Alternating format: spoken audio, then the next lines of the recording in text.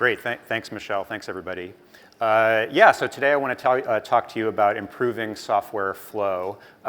So a little bit about my background. So as Michelle said, up to a couple of months ago, I was Chief Architect and VP of Engineering at eBay. I also spent a bunch of time at eBay as an individual contributor earlier in my career. I spent some time at Google as the Director of Engineering for Google App Engine. That's Google's platform as a service, like Heroku or Engine Yard or Cloud Foundry. I also led engineering at Stitch Fix up to Stitch Fix's IPO. And then I also was a senior engineering leader at WeWork up to our not IPO.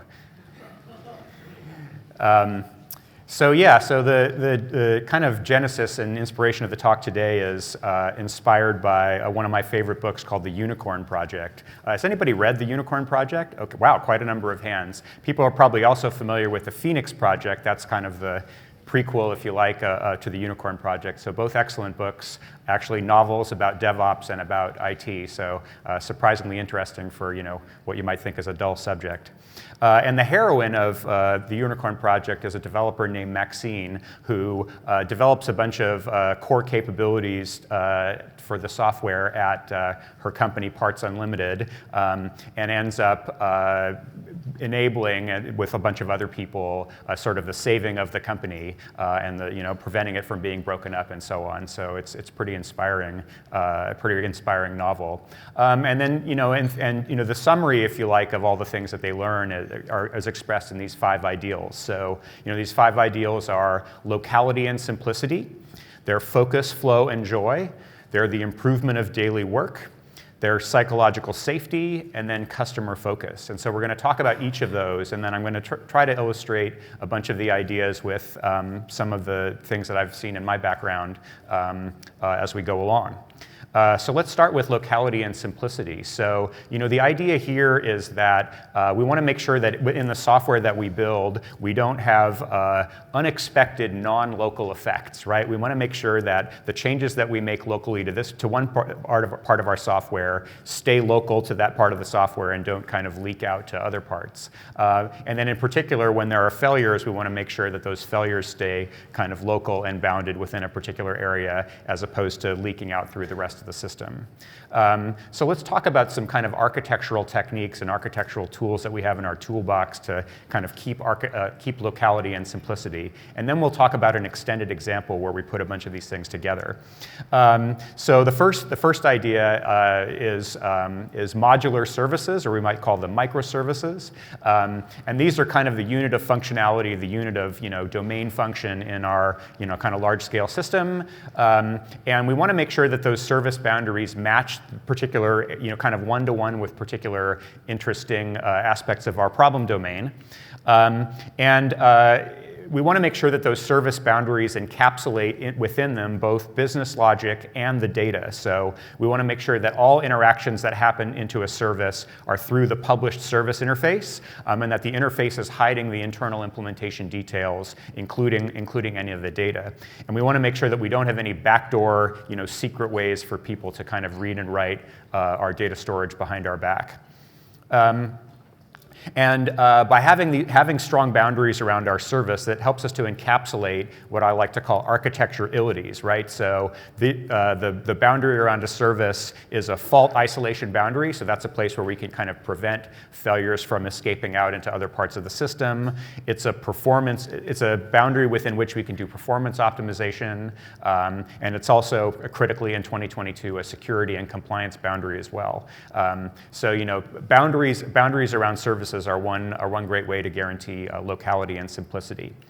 Within those, when we're writing our code within the service, we want to make sure that our domain logic is orthogonal to the kind of non-domain concerns that are associated with being in the service, like monitoring or alerting or I/O kinds of stuff. So ideally, the domain logic that we write is a stateless pure function. So it just takes a bunch of inputs, it does a bunch of computation, and then produces a bunch of outputs. And if we can build our domain logic in this way, it tends to make that domain logic match our domain problem pretty directly, and And again, if we're able to make this domain logic kind of stateless in one of these pure functions, it allows it to be deterministic. Every time we run it, we get the same result. It allows it to be testable in isolation, so we don't need a bunch of other things in order to test the correctness and the functionality of the code. And also, again, if we kind of keep that core part of the logic very specific to the domain, that part tends to be robust to change over time. So what I've noticed in building software is the things that change over time tend to not be the domain as much as the stuff that's around the domain. And we want to make sure that this logic is what I call just sort of straight line processing. It's very straightforward, synchronous, minimal branching, just kind of straightforward implementing the domain logic. And then again, the extraneous stuff we separate out. So we want to make sure that we separate the domain logic from any of the I/O bringing input in or sending output out, right? And so people are probably familiar with the terms of hexagonal architecture or ports and adapters. These are expressions of this idea. From the functional perspective, another way to talk about this is a functional core with an imperative shell.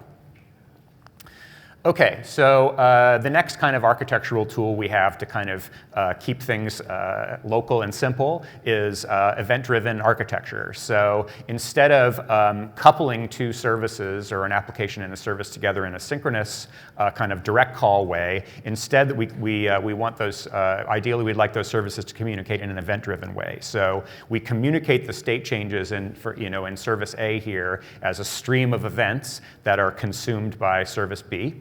And an event, as you probably heard in a bunch of the talks here at YOW, is a statement that something interesting has occurred. And ideally, that event represents something that's semantic to our domain. So it represents some interesting thing that happened in our domain. If we're able to do this, we can keep the domains and the teams, on either side of those events decoupled from each other. They're abstracted through this well-defined interface in the form of an event, and they also are able to be asynchronous from each other, which we'll talk about in a moment. And interestingly, in my experience, I've found that actually when we can think about things in an event-driven way, it actually really strongly simplifies the implementation that we have of the component. Like if my mental model is I take in an event, I do some processing, and I produce an event, that's a lot simpler mental model than a lot of the other interaction models that we have in software. So the next idea here in terms of architectural tools for simplicity and locality is storing our state in an immutable log. So one of the things that's really powerful about doing this is that we're able to be robust to a bunch of different kinds of changes over time. And when we mutate state in place, if anything goes wrong, like we're kind of stuck. So storing state in the form of an immutable log is really helpful. It actually also often matches our domain problem. So when I was running engineering at Stitch Fix, one of the things that we did so Stitch Fix is a clothing retailer in the United States, and one of the things we did is we sent packages to customers. And so the very natural way to model the state of a package that we sent is in the form of an immutable log of events, right? So we receive the order, we pick the order, we pack the order, we ship it on a shipping carrier, it's in transit to the customer receives it, et cetera. So like thinking about that kind of flow or that kind of problem as a problem of an immutable log really directly matched the domain, and it made it really easy and straightforward for us to debug when issues went wrong in any of those steps along the way. So more generally, that immutable log encapsulates a bunch of architecturalities, right? So it encapsulates the durability of the events that are associated with this particular package. Because we have this, log of events, it's traceable and auditable for what has happened. It's actually replayable, which is pretty useful in failure scenarios. And also from the perspective of just like understanding the system behavior, the log is a very explicit and very comprehensible way to be clear about what actually happened in the system. And then jumping off a question that was asked earlier in one of the other talks today, the immutable log doesn't grow without bounds. So oftentimes what one does is they compact the log into snapshots at particular points in order to keep the log at a manageable size. So compacting those snapshots for efficiency. Okay, so the last kind of architectural tool that I want to mention here is embracing asynchrony between the services, right? So one of the nice benefits of thinking in an asynchronous way is that we can decouple operations in time. So we can A and B don't have to be synchronously coupled. They can, the A thing can happen and then the B thing can happen sometime later. This allows us to decouple the availability of those systems. So the A system can be up with the B system down and everything still works. The B system can be up and the A system can be down and everything still works. So we're not coupling the availability as we would if we were interacting in a synchronous way. It also allows us to independently scale those two parts of the system, so we can independently scale A and B from each other. And also it allows B or maybe C and D and E, other things that are listening to this event, to do a lot more complex processing and a lot more processing in parallel than we'd be willing to do synchronously while potentially the user is waiting to get their result to their web page. And also because of this decoupling, it, again, back to the kind of locality and simplicity idea, is it's safer to make independent changes in those systems because they're decoupled in this way. And also, similar to an event-driven model, because it's an event-driven model, it often simplifies our component implementation for building the things in A and the things in B. One of the other benefits that we can get now is now that we have some of these event-driven and asynchronous capabilities, we can take what would maybe originally be a synchronous call graph where A calls B, calls C, calls D, and invert that into an asynchronous data flow where D produces some event which is then consumed by A and integrated with, consumed by C and integrated with C's data. C produces an event which is then consumed by B and integrated with B's data, and B produces an event which is then consumed by A and integrated with A's data. And this is a particularly useful pattern when there's a strong asymmetry between the writes and the reads for a particular part of the system. And actually, if we're able to exploit this, as I'll show in this extended example that we're getting to next, it can actually be orders of magnitude less resource intensive, and also a lot easier to debug and a lot more like separated and decoupled. So the extended example that I want to give is not mine, but it's a wonderful example from a great talk that Scott Havens from Walmart gave in 2019 at the DevOps Enterprise Summit. So the example here is the Walmart item availability capability. So what is item availability? It's somebody comes to the Walmart website, and the question they're trying to answer, the question that the system is trying to answer, is this particular item available to ship to this particular customer?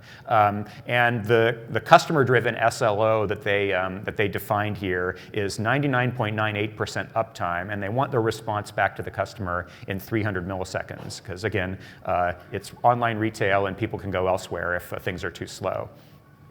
You might imagine that there's a lot of complex logic that's behind the scenes associated with whether this particular item is available to ship to this particular person. That involves many separate teams, many separate domains. It's inventory in the warehouses, inventory on the store floors. Are there reservations for this item? Are there back orders for this item? Is it eligible to be sold in this country, in this location? Is it eligible to be shipped out of this warehouse? It's all sorts of crazy complex logic.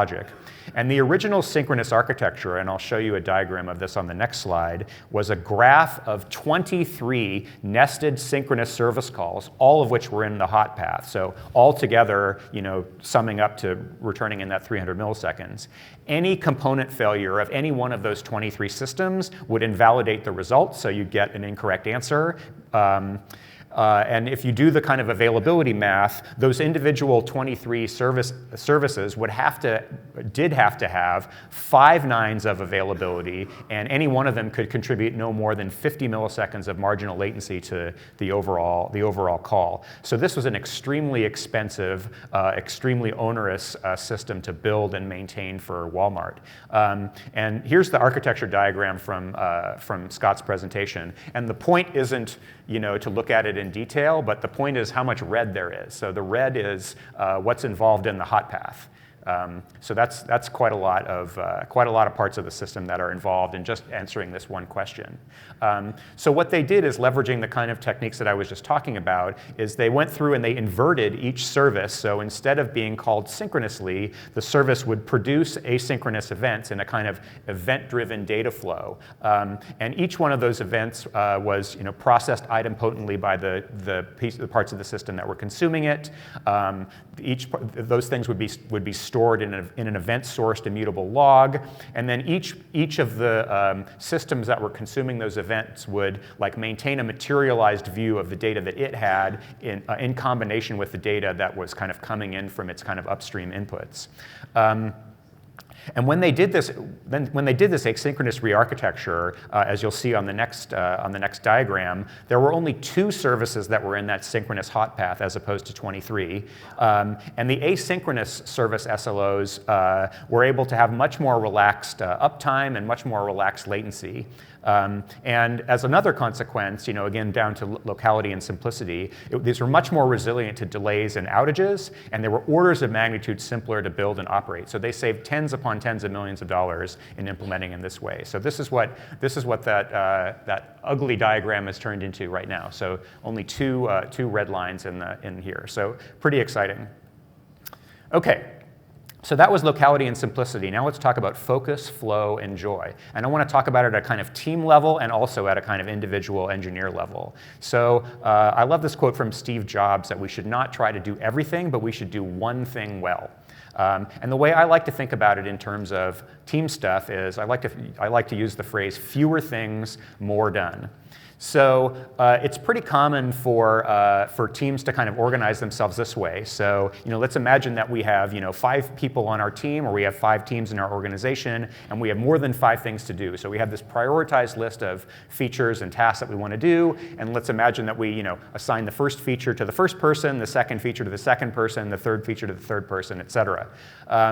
Well, I mean, that seems kind of obvious, but in this particular example, it takes forever to get anything done.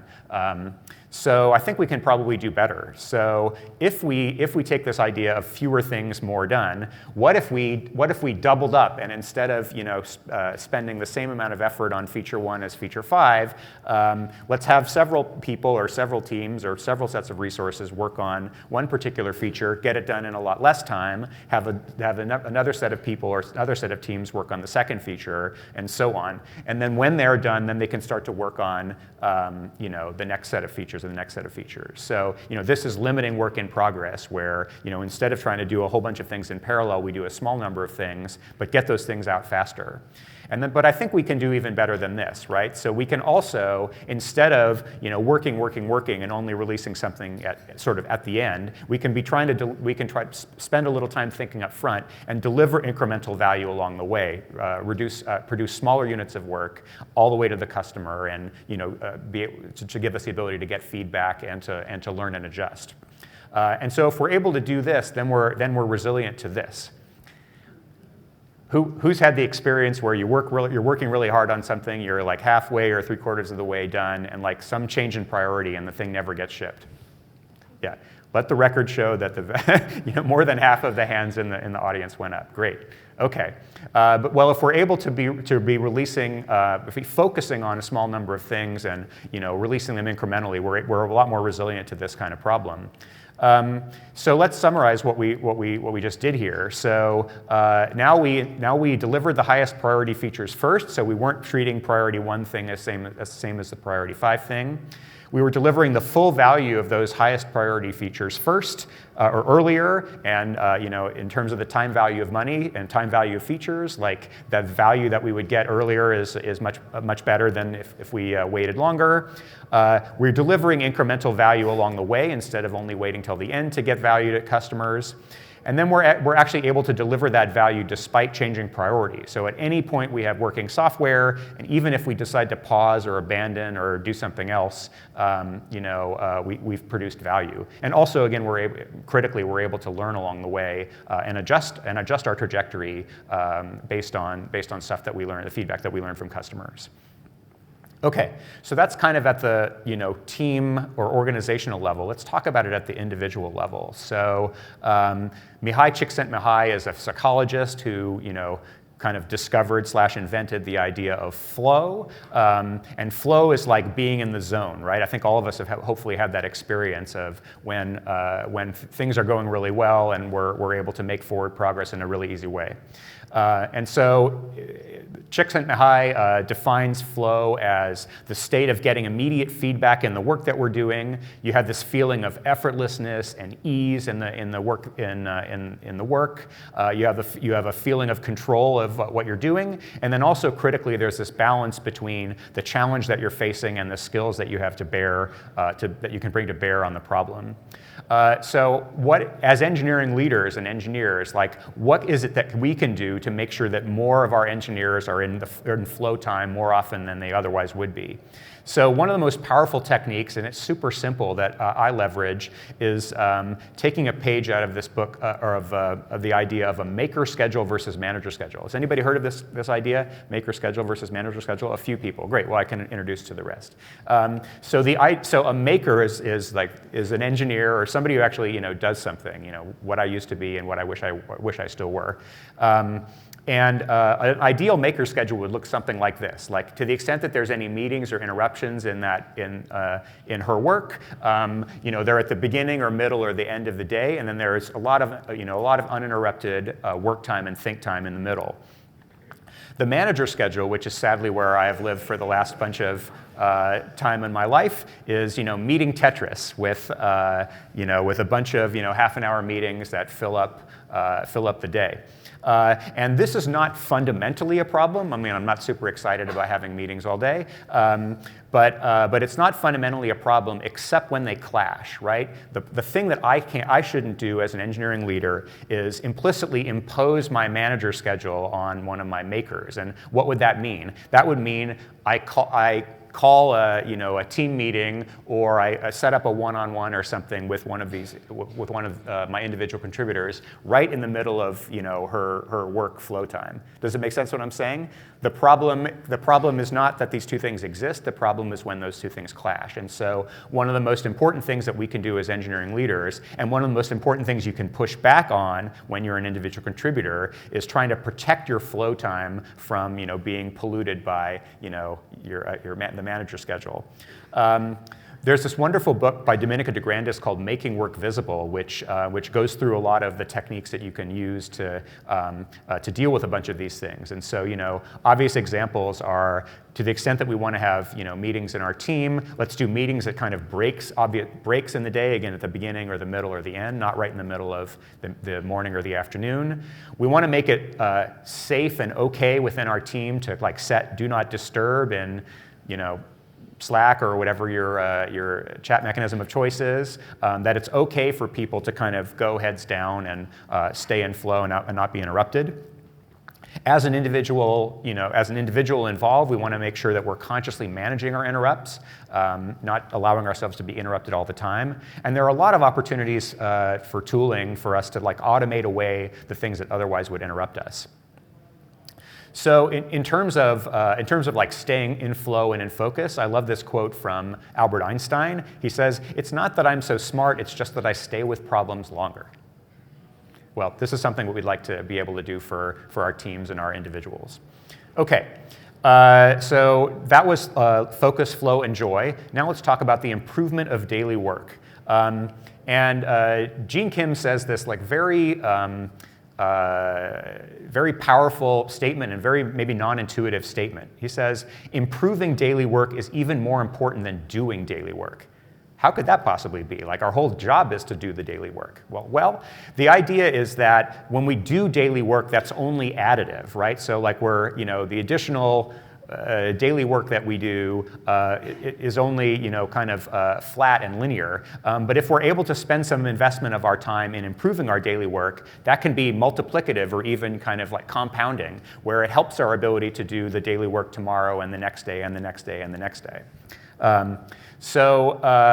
A bunch of people have maybe lived in environments that look like this, right? So I certainly have. So we have a bunch of technical debt. We have this idea that there's no time to do the next thing right. So we do the next thing quick and dirty. We've accumulated more technical debt. We have no time to do the next thing right. The next thing's quick and dirty, round and round in this vicious cycle of technical debt. And the idea of improvement of daily work is, let's see if we can get from this vicious cycle to a virtuous cycle that works something like this, right? So we make an investment in quality or in improving the speed of our development process. That gives us a solid foundation for us to move forward. That gives us a lot more confidence, and then we're able to get faster and better, which then frees up potentially some additional, kind of resources or time for us to do more quality investment, get an even more solid foundation, et cetera. So getting us into this virtuous cycle of making technical investments and improving our daily work. So two of the areas that I want to briefly touch on in terms of improvement of daily work are testing, in particular test-driven development, and then also continuous delivery. So this is probably preaching to the converted, but in case you have to convince other people that aren't convinced that testing is a great investment, tests are actually there not to slow us down, but they help us to go faster, right? So I'm a runner, and it's a lot easier to run on solid ground than it is to run on say quicksand or beach sand or something like that. So tests help us go faster by giving us that solid ground to be able to move really quickly going forward. And tests are the safety net that catch when we have issues and problems. Tests also help us to make better code because they give us the confidence to break things, and they give us the courage to refactor our code mercilessly when we find opportunities to do that. Tests also help us to make better systems because they allow us to catch bugs earlier and fail faster. And then critically, tests also help us to make better designs, right? So something that's an excellent kind of point out of Dave Farley's excellent book, Modern Software Engineering, is the idea that testability of code is the equivalent of when something is testable, it's actually almost directly, one-to-one with good code, right? The code is more modular, it's better abstracted, it has more separation concerns, and it's better encapsulated as well. And on that point, Michael Feathers, who's the author of the excellent book, Working Effectively with Legacy Code, has this to say about testability and good design, that there's a deep synergy between testability and good design, and all the pain that we feel when we're writing unit tests points at underlying design problems. The way I like to think about it is investment in tests, and particularly in test-driven development, is like the antidote to technical debt. So in my experience, the place that achieved the test-driven development, or did the best with test-driven development was the team that I work with at Stitch Fix. So they had been doing test-driven development for quite a long time, and as a consequence, they basically had no bug tracking system in a global way. It's not that they didn't produce bugs; it's that they had built up such an effective test suite over time that when they produced bugs, that they definitely would, they would catch them a lot earlier in the development cycle. And so the number of bugs that were kind of escaping into the wild and getting to customers was a lot, substantially lower than in other places that I've worked. So it was kind of like an inbox zero situation for bugs. So when bugs, customer-facing bugs would happen, there weren't that many of them, so it was simple for us to just stop and fix it right away. So we didn't have, as has been the case in a lot of the other places that I've worked, a big long backlog of hundreds and maybe thousands of bugs in our system that we're never going to actually get around to fixing. Instead, the backlog contained features that we want to build and technical debt that we intentionally took on. So the other thing I want to talk about here is continuous delivery, and I'll briefly mention a major initiative that I led when I was at eBay. So about 2.5 years ago, I returned to eBay as the chief architect, and it was very clear that eBay was suffering from a lack of ability to do really good software delivery. And so we put together this cross-company, we called it the Velocity Initiative, to improve the software delivery of the company. And we definitely took this kind of improvement of daily work mindset. So we were thinking big, but starting small and learning fast. So we worked with individual teams to iteratively identify what bottlenecks they were having in terms of building software and deploying software. And then we would, as the platform team, which is the team that I led, every time what team would tell us a bottleneck, we'd be like, great, you just added something to our backlog. And we would ask them, so we see that you're deploying your software, this particular piece of software, once a week or once every 2 weeks, something like that. What would it take you to deploy your application every day? Give me all the reasons why you can't do that. And people would give us a big long list of those things, and again, that would become the backlog for our platform team. And as a consequence of focusing on these small wins and small improvements forward, we were able to double the engineering productivity of the teams that we work with, right? So holding the team size and composition constant, they were able to produce twice the number of features and bug fixes as they previously were. We made a lot of improvements on the kind of DORA or accelerate metrics that people are maybe familiar with. So we improved deployment frequency by 5x. We improved lead time by 5x. We also, even though we weren't focused on these failure metrics, we improved the change failure rate by 3x, and we also improved the mean time to restore by 3x as well. And we did this. It made a lot of direct improvement, but it was also getting this kind of continuous delivery capability in place was also a prerequisite for us to be able to make more and more large-scale changes across the system.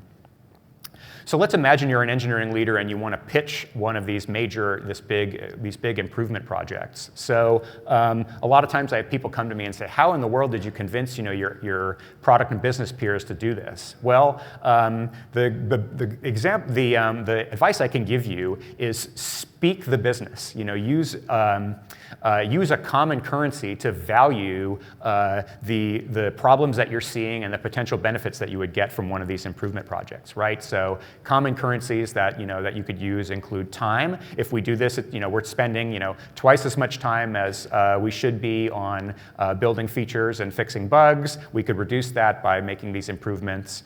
You could similarly value things in terms of money, like we could save money or we could get more revenue, or you could think about the common currency in terms of the number of people that you need to have. But in any event, you need to use one of these kind of common currencies, because these are the currencies in which we're valuing the features that we're building. And anytime we're deciding to do one thing rather than the other thing, we want to make sure that we're able to compare apples and oranges and kind of compare in the same way. So an argument that never has worked is it's just going to make the code more elegant. That's never that's never been a successful argument. So the way I always approach these things when there are these big problems is negotiate at a kind of executive or leadership level for an improvement budget. So what I don't want to have happen is we're going to make a bunch of improvements, but every one of them we're going to debate individually about whether we should do that or something else. The way I'd much rather have it is a strategic conversation at a high level that says, let's agree on an upfront investment in the amount of improvement in the improvements that we want to make, some percentage of engineering effort, and then I'll be very happy to tell you all the things that I and the team are doing, but I don't want to debate with you what those individual things are. So again, I'll be very transparent about them, but you need to give me as the engineering leader the autonomy to make those decisions. And the way I like to think about it is, if you didn't trust me to make those decisions as a senior engineering leader, then you probably shouldn't have hired me in the first place. So I've definitely said that kind of thing before. Whoops. Okay. So that was the improvement of daily work. Now let's talk about psychological safety. So people are, I'm happy to know that lots of people are talking about psychological safety these days. That's really great. I think the way that that kind of got injected into our industry conversation was through a bunch of work that Google did several years ago called Project Aristotle. And so Google was asked itself what differentiated the high-performing teams within Google from the non-high-performing teams. And you might imagine that they would have a bunch of hypotheses that would be like, well, the teams that, where people were longer at Google, or the teams that had, more industry experience, or they went to the fancier universities. It turned out that none of those things mattered at all, but the most important thing that mattered was psychological safety. So what does that mean? It means that within the team, it's safe for interpersonal risk-taking. So people are able to bring their whole selves to work, not just put a facade on, but like their whole selves. And then Amy Edmondson, who came up with the psychological safety concept, frames it as it's felt permission for candor. So do the people in the team feel like they can raise objections, that they can speak the truth, that they can say what they really want to say, and that was actually what differentiated the best teams from the other teams. And this was more important than any other factor in team success at Google. So the insight here is that when people have psychological safety, they're able to, bring their whole selves, and they're able to, give 100% of their brain power to improving the team, as opposed to censoring themselves or not being able to kind of bring their whole brain. The other related notion is around how decision-making happens in teams and organizations. So it turns out that as we improve diversity in the decision-making, our decisions actually get better. So when a decision-making group has age diversity and gender diversity and geographic diversity, all three of those flavors of diversity within the decision-making group, whatever that is, they make better business decisions 87% of the time. And when we have only two of those, it's something like 71%, and we have only one of those kind of diversity flavors, it's 60% of the time. So like every time we improve the diversity of the people that are involved in the decision-making, the decisions get better. It also turns out that those teams make decisions twice as fast with half the meetings, and they deliver 60% better business results. So if the only thing that, if you didn't care about treating people well, which you should do, and you only cared about business results, you still would want to have an inclusive and diverse decision-making process. And the kind of insight here comes from this Japanese proverb that's quoted by the guy who used to run the Xerox PARC lab: none of us is as smart as all of us. Cool. Okay, so continuing on with talking about psychological safety, maybe the most important aspect of psychological safety, or the most important place where psychological safety matters, is when things go wrong, right? So when we have an incident or some kind of outage or some kind of problem. And we want to make sure that we're not using that as an opportunity to look for somebody to blame, but instead use it as an opportunity to learn as an overall team to get better for the next time.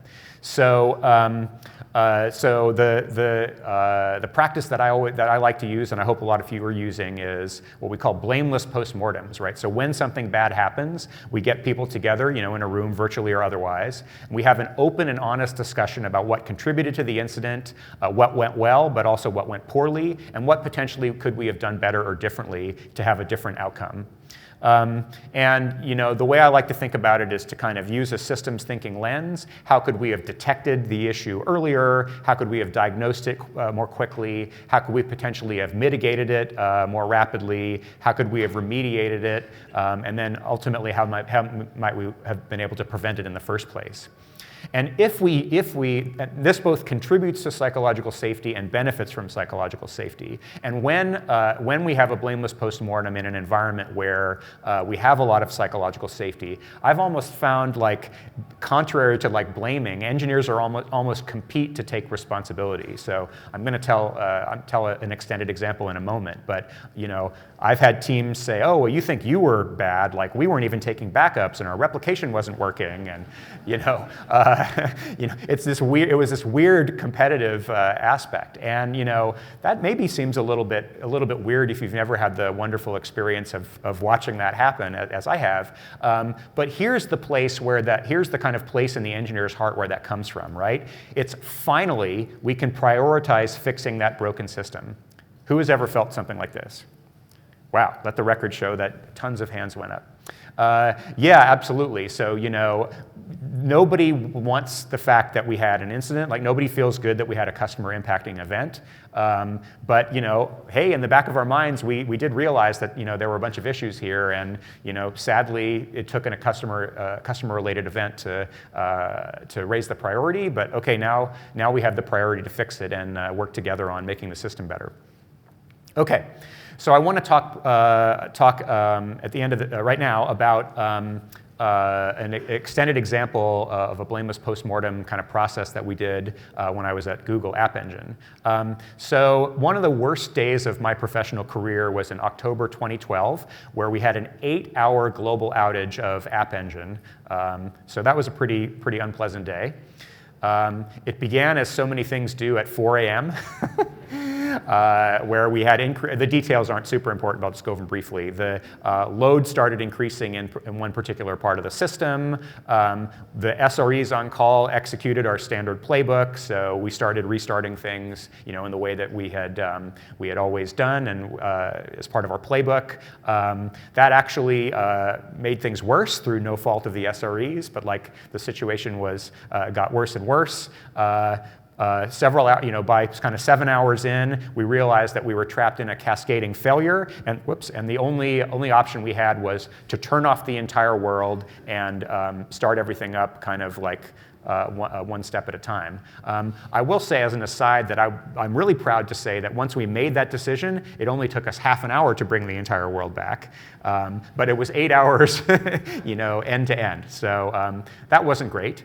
And again, nobody felt really good about that. But what we did feel good about, though, was that we didn't try to blame anybody. It wasn't about pointing fingers. And we, when the dust cleared and we had a little bit of sleep under our belt, we started trying to figure out what we were going to do next. So step one, and what we ended up calling the reliability Fixit, was identifying all the reliability problems that were associated with this event, but also that were suspected of potentially causing other events in the future. So we, spent several hours peppering whiteboards all around a conference room about all known and suspected reliability issues. We definitely realized we accumulated way too much technical debt and that we hadn't been prioritizing reliability issues. We ended up bucketing those issues into a small number of themes.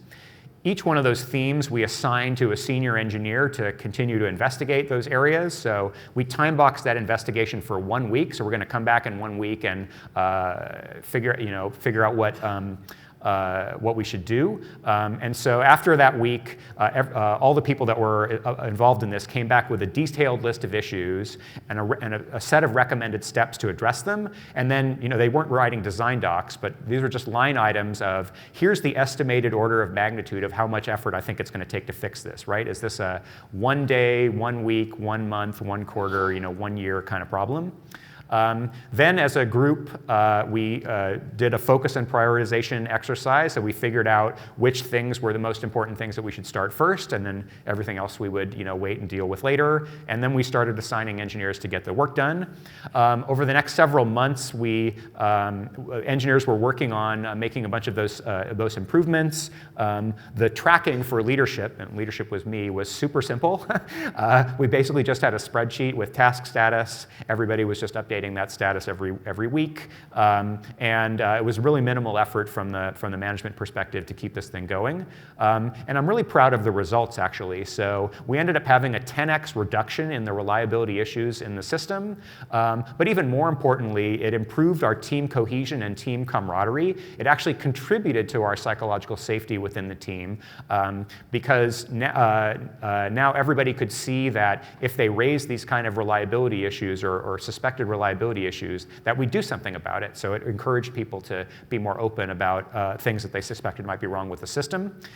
We had a lot broader participation across the system, across the team, and ownership in the future health of the system.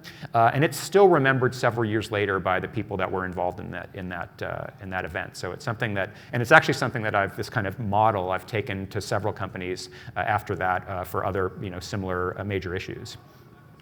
Okay, so that was psychological safety. Let's wrap up with customer focus. So the most important thing I would say here is to focus on customer outcomes rather than on particular outputs. So as engineering leaders, we want to make sure that we're focused on always understanding what our business outcomes are. So we want to make sure that we understand, in a very clear way, what business metrics we're trying to drive. Are we trying to drive revenue or profit or market share or reduce customer churn?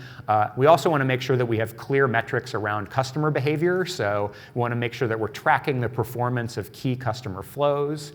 Something that we introduced at eBay when I was there is this concept of failed customer interaction. So we would kind of like measure all the times when a customer was in a particular flow and not able to complete the thing that she wanted to do.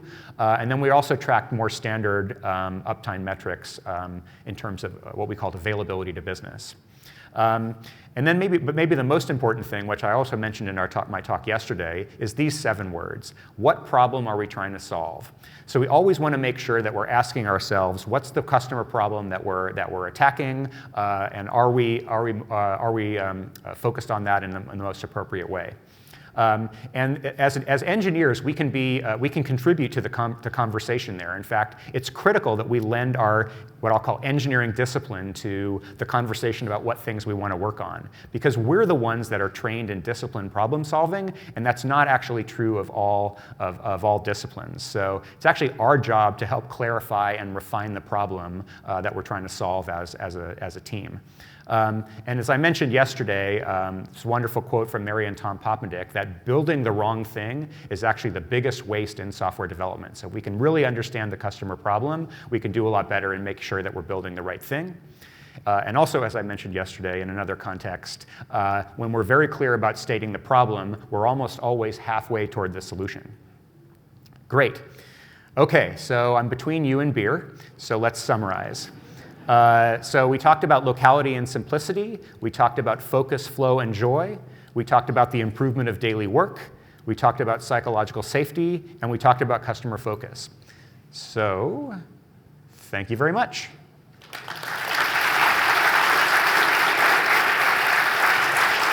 Thank you, Randy. I hope everyone's going to stick around for questions and beer, which is sponsored by our friends at Edeka, which I need to say before you all run out of the room. But we have time for a question. Go. Everyone's so shy this year. Have you all forgotten how to talk to people? It's kind of cute. Oh, y'all just want me. I'm going to have to run.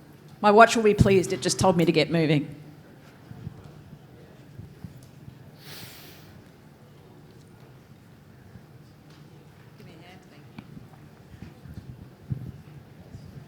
Hi. Thanks. The great talks. Really good. I just have a question about the psychological safety stuff. Sure. And I think all those points you raised about the benefits you get from having it are amazing. How do you kind of measure if you have really got psychological safety? Do you know what I mean? Do you have any inputs on how you could do that within your team or as an organization wider? Yeah, that's a great question. Yeah, my understanding, I'm pretty sure that Amy Edmondson, who came up with the concept, has a bunch of questions that you can ask to elicit whether you have psychological safety in the team. I would check that out. Yeah, great question, though. I did see another hand somewhere closer to the front. Please don't make me run to the back again.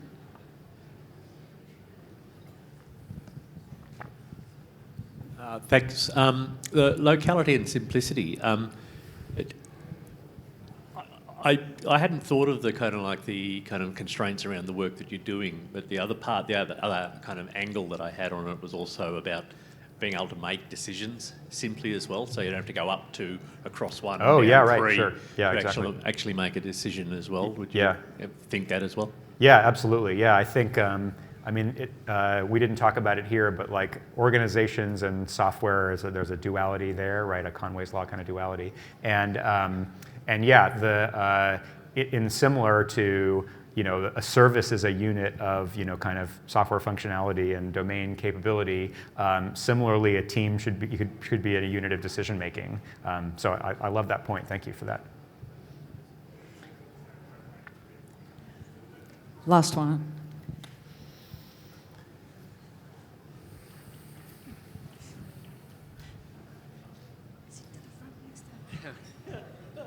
Thank you. It was a great talk. Yeah.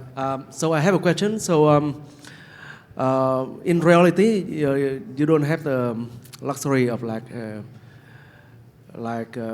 you always have the business priority and also the team priority. Team priority sometimes is to resolve the tech debt, but business priority is sometimes to just push the feature out to the product as quickly as we can.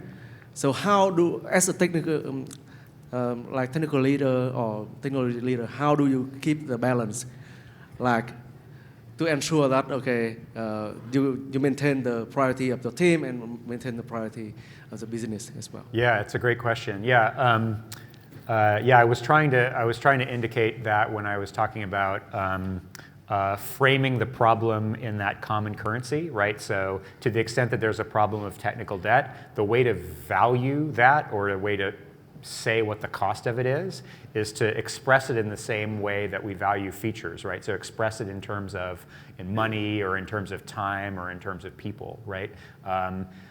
Otherwise, like there's no way to, in a principled way to evaluate whether we should, build the next feature or fix the debt. Do you see what I mean? So I mean, I think the first step is to think about and express technical debt as a business problem, because like it is a business problem at the end of the day, right? And I guess let's say it this way: if it's not a business problem, then it's not a big deal. Do you see what I'm saying? Yeah. So that's the first thing I would try to do is to value it in that way. I think the other obvious thing is, you should never have a situation where it's 100 and 0, right? Where the only thing we're focusing on is reducing technical debt, or the only thing we're focusing on is features. We definitely always want there to be, this mixture, this in the middle of the spectrum. Great, thank you.